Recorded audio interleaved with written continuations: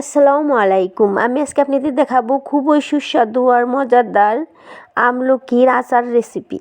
এই আমলকি যেমনই সুস্বাদু তেমনই পুষ্টিগুণে ভরপুর। সুস্বাদু আর পুষ্টিগুণে ভরপুর এই আমলকির আচারের রেসিপিটা আমি আজকে আপনাদের দেখাবো। এখানে আমি 250 গ্রাম আমলকি বাজার থেকে কিনে এনেছি শুধু এই আচার বানানোর জন্য। মাঝে মধ্যে কিনে নিয়ে আসি খাওয়ার জন্য, কিন্তু বাচ্চারা তেমন খায় না, খেতে বলে মজা লাগে না, সেজন্য খায় না। কিন্তু এই আমলকিটা যে অনেক সুস্বাদু। এই আমলকির আচার বানানোর জন্য প্রথমে আমি কড়াইয়ের মধ্যে 1 কাপ চিনি দিয়ে দিয়েছি আর দিয়ে দিলাম এখানে পানি। আগে আমার কিছু চিনি শিরা ছিল, সেই শিরাটুকু আমি এর মধ্যে দিয়ে দিলাম।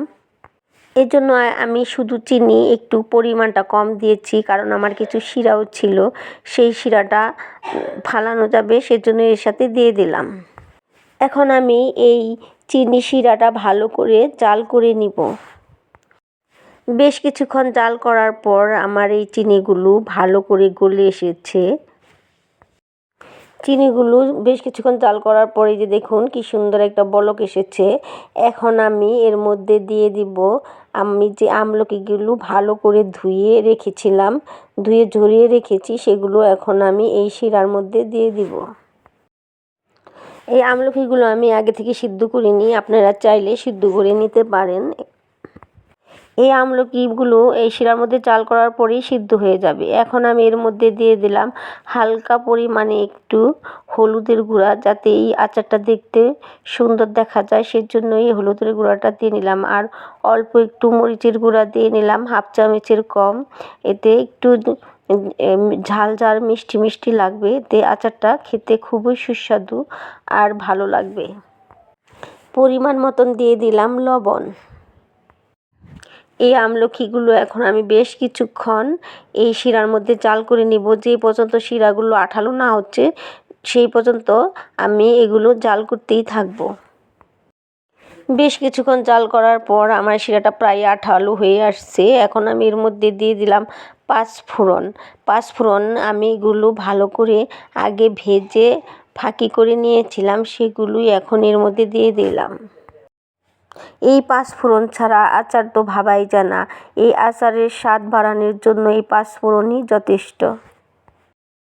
এই আমলকি আচার বানানোর ফাঁকে আমি আপনাদের একটি কথা বলতে চাই। আমার এই রেসিপিগুলো যদি আপনাদের ভালো লাগে তবে অবশ্যই আমার এই চ্যানেলটি সাবস্ক্রাইব করে রাখবেন, একটি লাইক আর একটি কমেন্ট করে পাশে থাকবেন।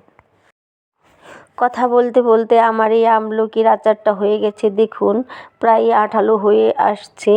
আর একটু জাল করার পরেই আমি আমার এই আমলকির আচারটা নামিয়ে নিব। যে বাচ্চারা এই আমলকি খেতে চায় না তাদের এইভাবে আচার বানিয়ে দিলে তারা চেটেপুটে খেয়ে ফেলবে। এই আমলকির আচারটা আপনারা খুব সহজেই ঝটপটে বানিয়ে ফেলতে পারবেন। আমার এই শিরাটা এখন হয়ে গেছে, দেখুন একদম আঠালো হয়ে গেছে। ঠান্ডা হওয়ার পরে আরও অনেক আঠালো হয়ে যাবে। এখন আমি চুলার আঁচটা বন্ধ করে দিব। এই যে দেখুন আচারটা একদম হয়ে গেছে। এখন আমি একটা বাটিতে পরিবেশন করে নিব। খুব সহজেই হয়ে গেল আমার আমলকির আচার।